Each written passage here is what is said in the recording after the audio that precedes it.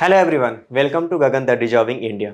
आज के इस लेक्चर में हम पढ़ेंगे तैमूर लंग के इन्वेजन के बारे में। ये इतिहास का अब तक का सबसे इम्पोर्टेंट और सबसे मैं बोलूँगा कि जिसने बहुत ज़्यादा इंडियन हिस्ट्री को अफेक्ट किया, उनमें से एक इन्वेजन के तौर पे कंसिडर किया जाता है।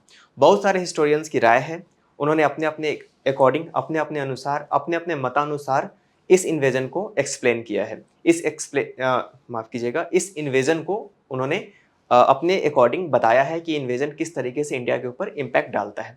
तो हम आज के इस लेक्चर की शुरुआत हिस्टोरियन के शब्दों से स्टार्ट करेंगे, जहां से उन्होंने अपने अकॉर्डिंग बताया है कि आखिर उसका असर इंडिया के ऊपर पे क्या पड़ा है। तो मिडिएवल हिस्ट्री के सबसे इम्पोर्टेंट हिस्टोरियन हैं, जिन्होंने एक बुक लिखी है जिसका नाम है diary of Taimur's campaign in India करके उन्होंने किताब लिखी है। इनका नाम है गियाथ अल दिन अली। इन्होंने कहा है कि तैमूर लंग के जो सोल्जर्स थे ना, वो इंडिया के ऊपर और दिल्ली के ऊपर एक भूखे भेड़िए के ऊपर अटैक करते हैं, मानो कि जैसे कि वो एक भूखे भेड़िए हो और अटैक कर रहे हैं एक ग्रुप के शिप के ग्रुप के ऊपर, मतलब कि भेड़ों के ग्रुप के ऊपर। भेड़िया और भेड़ के बीच का डिफरेंस आपको समझ में आता होगा। चलिए देखते हैं अब दूसरे हिस्टोरियन को कि उनका क्या कहना है। तो एक और हिस्टोरियन है, ब्रिटिश हिस्टोरियन है। इन्होंने लिखा है एक बुक, इस बुक का नाम है द हिस्ट्री ऑफ इंडिया।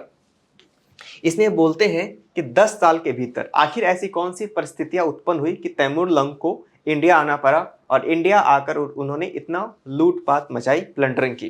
तो देखो, जब भी कोई इन्वेडर इन्वेड करता है ना आकर, तो इसका जो मुख्य वजह होता है, जो इम्पोर्टेंट रीजन होता है, इंपॉर्टेंट कॉज होता है, वो होता है आपकी अनस्टेबिलिटी।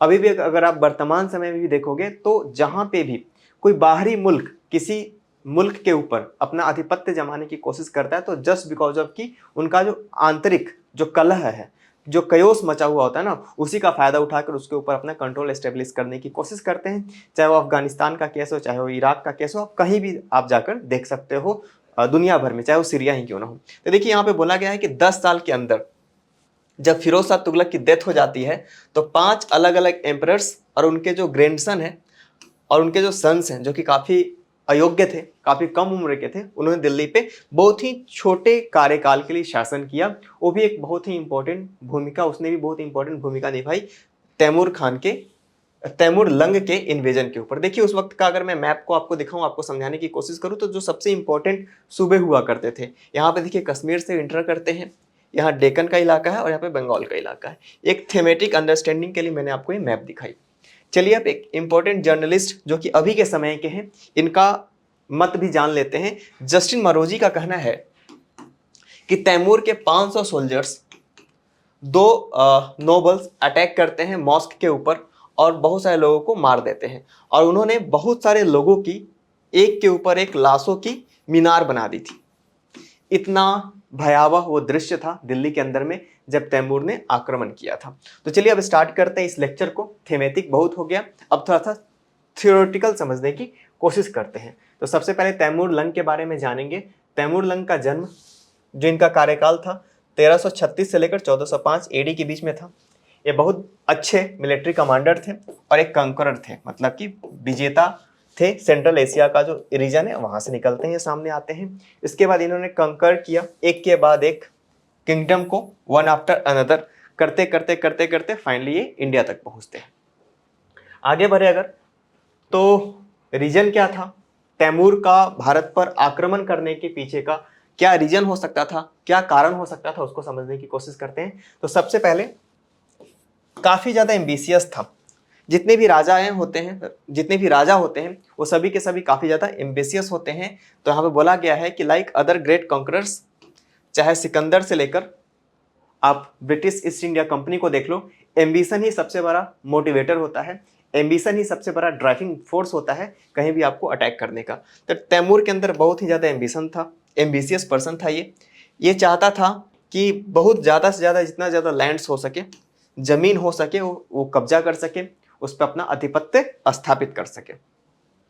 चलते हैं अगले स्लाइड के ऊपर। तो देखिए, उनका जो मेन मोटिव था वो इंडिया के वेल्थ को प्लंडर करना था, लूटपाट मचाना था। एक हिस्टोरियन है डॉक्टर एल श्रीवास्तव साहब, ये कहते हैं कि उसका जो मेन मोटिव था वो क्यों आया था इंडिया में, तो the huge wealth of Hindustan had attracted his attention. जो इंडिया की संपदा थी, संपत्ति थी, उसने उसको अट्रैक्ट किया कि चलो चल के इंडिया के ऊपर अटैक करते हैं। दिल्ली सल्तनत के अंदर में बहुत ज़्यादा अव्यवस्था था, बहुत ही कयोस का माहौल था, उठा पटक था। उसका फायदा उठा के, इसी अपॉर्चुनिटी का लाभ उठाकर उसने सोचा कि चलो हम अटैक करते हैं इंडिया के ऊपर में और अपने एम्बिशन को क्या करते हैं, फुलफिल करते हैं। ये सारे पॉइंट्स, सारे की पॉइंट्स अगर आप अपने आंसर राइटिंग में मेंशन करोगे तो आपका आंसर काफ़ी ज़्यादा इफेक्टिव होगा, आपका आंसर काफ़ी ज़्यादा प्रेगमेटिक होगा, और एक और इम्पॉर्टेंट चीज़, आपका आंसर दूसरों से काफ़ी ज़्यादा डिफरेंट होगा। डॉक्टर श्रीवास्तव आगे बताते हैं कि Timur had no intention of conquering Hindustan और रूलिंग ओवर इट, जिसके लिए इसको बहुत ज़्यादा क्रिटिसाइज भी किया जाता है कि इसका कभी से इंटेंशन ये नहीं रहा था कि हम क्या करेंगे, इंडिया के ऊपर अटैक करेंगे और इंडिया के ऊपर रूल करेंगे, जो कि पहले के लोगों ने किया था। जब अगर आप दिल्ली सल्तनत का हिस्ट्री देखेंगे तो उन्होंने सिर्फ लूटपाट नहीं मचाई, बल्कि इंडिया के अंदर में रह गए और भारतीयता में ही रच बस गए थे। वहीं अगर मैं बात करूँ मुगलों की, तो मुगल्स भी इंडिया आए, उन्होंने लूटपाट नहीं मचाई, यहीं पे अपनी सत्ता भी स्थापित करी। लेकिन तैमूर इसमें थोड़ा सा डिफरेंट था, इसका कोई इंटेंशन नहीं था कि हम इंडिया के ऊपर में राज करेंगे। देखिए, जो सबसे ज़्यादा इंपॉर्टेंट, जो कि मैंने आपको एक हिस्टोरियन की बात भी बताई थी, जो जर्नलिस्ट भी थे, तो मोरोजी की, तो उन्होंने बताया कि अनस्टेबल जो पॉलिटिकल कंडीशन था ना इंडिया का, उसने तैमूर को और ज़्यादा मोटिवेट किया। तैमूर चाहता था कि इस सिचुएशन का सबसे ज़्यादा से ज़्यादा इस्तेमाल किया जा सके, जो पॉलिटिकल कैओस मचा हुआ है इंडिया के अंदर में। अब हुआ क्या कि फिरोज शाह तुगलक का देहांत हो जाता है, उसकी डेथ हो जाती है। ऐसे हालात में जो राजभवन है, राज सत्ता है, या फिर मैं यूँ कहूँ कि जो राज परिवार है, उसके अंदर जो इंटरनल जो पॉलिटिक्स होती है ना, उस पॉलिटिक्स का लाभ उठाकर, उस पॉलिटिक्स का फायदा उठाकर तैमूर ने क्या किया, इंडिया के अंदर में इन्वेजन करने का प्लान बनाया। तो क्या होता है, वो चंगेज खान का जो टास्क था, आपको पता होगा कि चंगेज खान इंडिया नहीं पहुंच पाता है, उसके पीछे इल्तुतमिश की जो समझदारी थी वो काम आती है, और इल्तुतमिश के समझदारी की वजह से ही इंडिया बच जाता है एक बहुत ही विध्वंसक युद्ध होने का। तो हिस्टोरियन का यह मानना था कि तैमूर ये चाहता था, उसको ऐसा लगता था कि जो चंगेज खान का सपना है हम उसको पूरा करेंगे, मैं उसको कंप्लीट करूंगा और इंडिया के ऊपर फाइनली अपनी फतह, अपनी विजय स्थापित करूंगा। तो जो तैमूर का जो अटैक है उसको एक एक करके पढ़ते हैं। अब देखो, वेस्ट की तरफ से आ रहा था ये, अगर मैं मैप ड्रॉ करूं इस तरह का, तो इस तरफ से सेंट्रल एशिया से आ रहा था इंडिया की तरफ। जो सबसे पहला इसका जो पड़ाव आता है, इसके लूटपाट का, इसके उत्पात का जो सबसे पहला सेंटर बनता है, जो सबसे पहला विक्टिम बनता है, वो है काबुल। काबुल से इसने स्टार्ट करी। 1398 अगस्त 1398 में इसने वहां पे अटैक किया। उसके बाद पहुंचता है दिल्ली दिसंबर 1398 में, मतलब कि लगभग 3-4 महीने के बाद वो दिल्ली में पहुंच जाता है। इतना समय था दिल्ली वालों के पास, दिल्ली सल्तनत के पास, जो तुगलक डायनेस्टी के जो अयोग्य शासक थे उनके पास इतना समय जरूर था कि इस समय के अंदर अपनी रणनीति बनाए और तैमूर खान को चैलेंज कर पाए, उसके प्रॉब्लम को टैकल कर पाए। लेकिन इन्होंने इस पे ध्यान नहीं दिया। इनका सारा फोकस किसी भी तरीके के अपने अंदर जो इनका राइवलरी चल रही थी, उस राइवलरी को खत्म करने का था। On his way to Delhi he captured and looted all the towns. Delhi में इनको जितने भी रास्ते मिलते गए उसको लूटते चले गए। Sultan Mahmud Shah, the last sultan of Tughlaq dynasty, and his wazir, prime minister, जिसको कि उन्होंने सरेंडर कराया। तैमूर ने ऑर्डर किया कि आप मैस्केयर मचा दो, मतलब कि सामूहिक हत्या, जिसको कि नरसंहार, जनसंहार बोलते हैं, वो कराया और प्लंडर कराया लगातार 15 दिन तक। मतलब कि 15 दिन तक सामूहिक हत्याकांड चला दिल्ली के अंदर में और लूटपाट मचाई। जो तैमूर की जर्नी थी 1 महीने तक, मतलब दिसंबर में इसने अटैक किया, जनवरी में 1399 में समाप्त होता है और वापस जाता है। वापस जाते समय भी इसने कुछ बक्सा नहीं किसी को। रास्ते में इसको मेरठ मिला, यहाँ पे भी इसने उत्पात मचाया। हरिद्वार मिला, यहाँ पे भी उत्पात मचाया। कांगड़ा, आपको पता होगा कांगड़ा के बारे में, और जम्मू, रास्ते में जितने भी शहर इसे मिलते गए वहां पे इसने प्लंडरिंग की, उसको लूटा।